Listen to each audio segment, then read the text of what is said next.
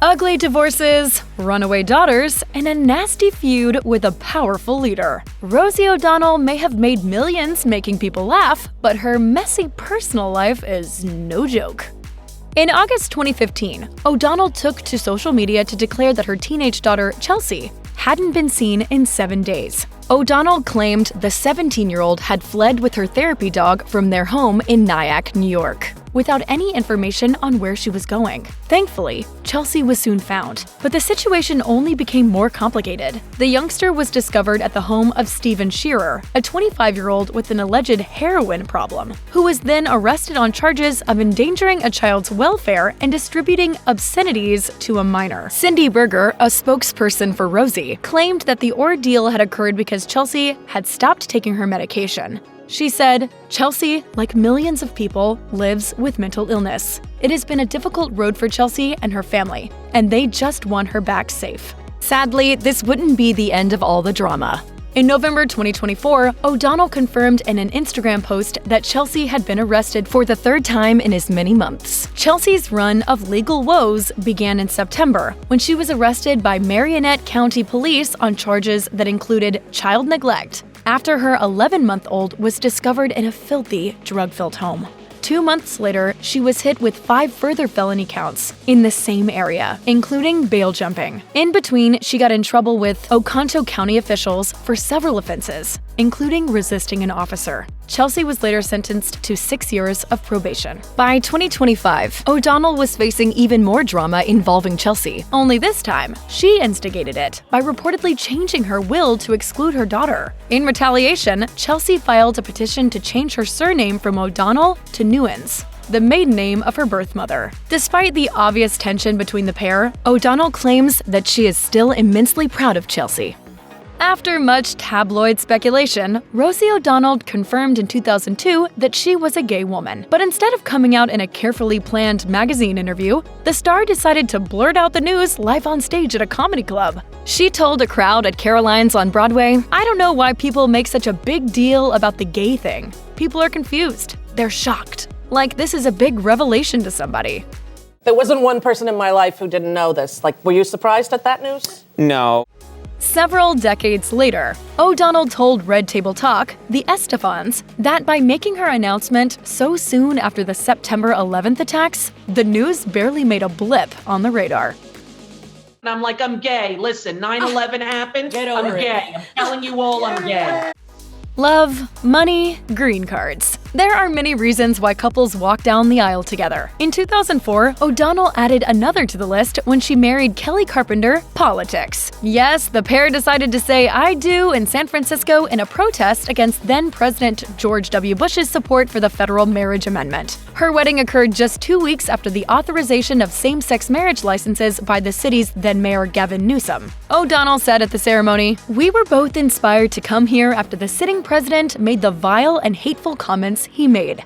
O'Donnell also acknowledged that privacy issues during a recent lawsuit had also been a factor in her decision to tie the knot. She said, "We applied for spousal privilege and were denied it by the state. As a result, everything that I said to Kelly, every letter that I wrote her, every email, every correspondence and conversation was entered into the record. I am now and will forever be a total proponent of gay marriage." O'Donnell has always been candid about her mental health struggles, admitting she suffers from seasonal affective disorder, PTSD, and depression. In 2007, she revealed she'd adopted an unorthodox way of attempting to keep her depression at bay, hanging upside down every day for 30 minutes. O'Donnell even gave a demonstration of the inversion therapy technique she uses on The View. She explained that her battle with depression started in the wake of the Columbine High School massacre, which left 13 people dead. Telling the panel, "I couldn't stop crying. I stayed in my room. The lights were off. I couldn't get out of bed. And that's when I started taking medication." I've been in therapy and working on my stuff since I was 20. While O'Donnell strongly vouches for both inversion therapy and medication, she believes the most effective way of overcoming depressive thoughts is to keep active.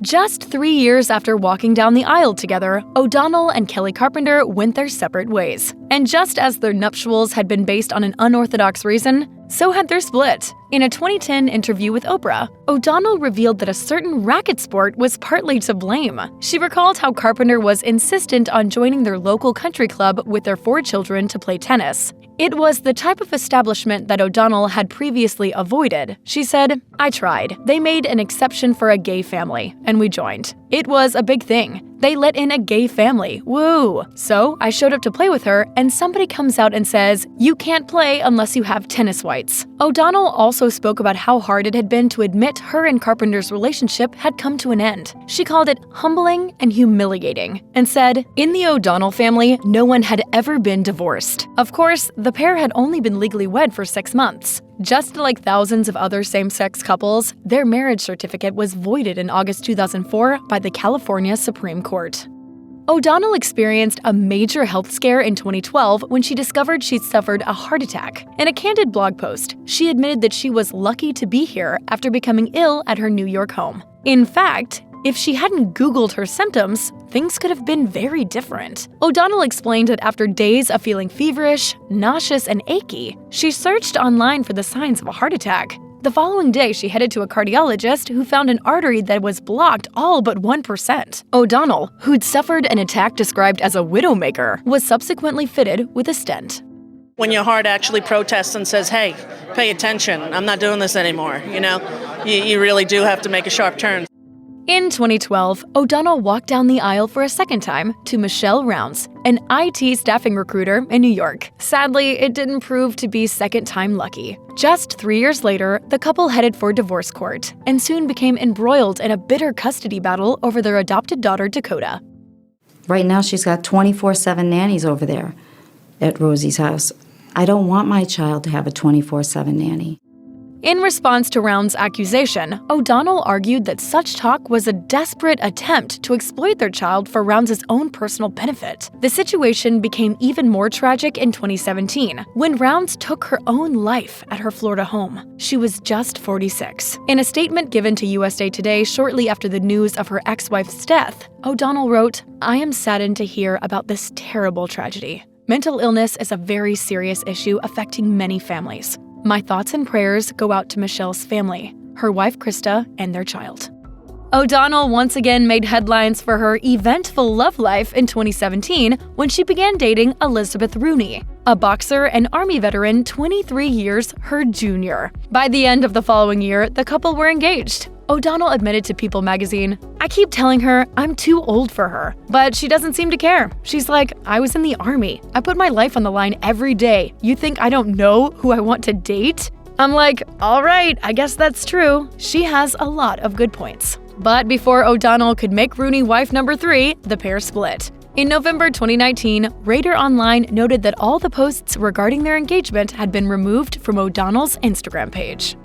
After several failed long-term relationships, O'Donnell decided to take a different approach to the dating scene in 2022. Impressed with massage therapist Amy Howers' TikToks, O'Donnell slid into her DMs in the hope of striking up a real-world connection. And although the object of her affections took her time responding, the tactic ultimately worked.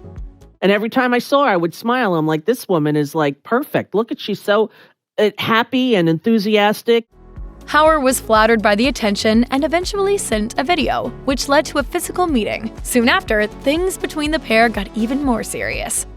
I'm in love. She's really kind and wonderful, and I like the pace that we're going at.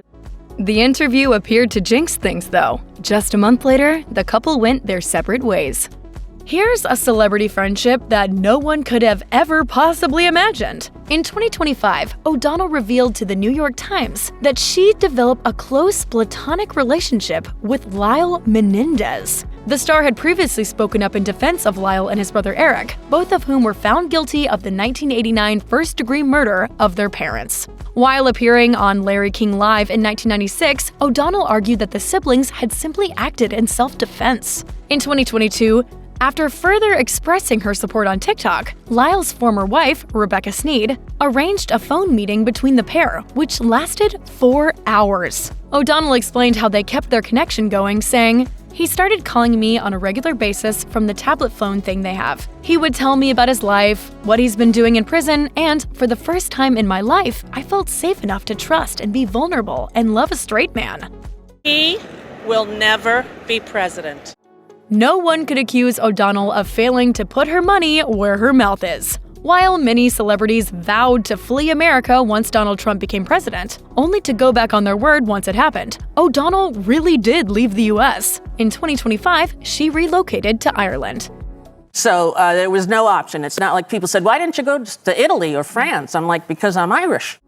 So, what exactly is the real reason that the pair can't stand each other? Well, O'Donnell has been locked in a feud with Trump ever since she called him out on The View back in the mid-2000s. She told People magazine, "I mentioned his bankruptcies. I mentioned all of the sexual assault charges. And I mentioned that he was not, in fact, the businessman that everyone thinks he is because of the show, The Apprentice, where they sold a bunch of lies to America for over 10 years and half of America believed it."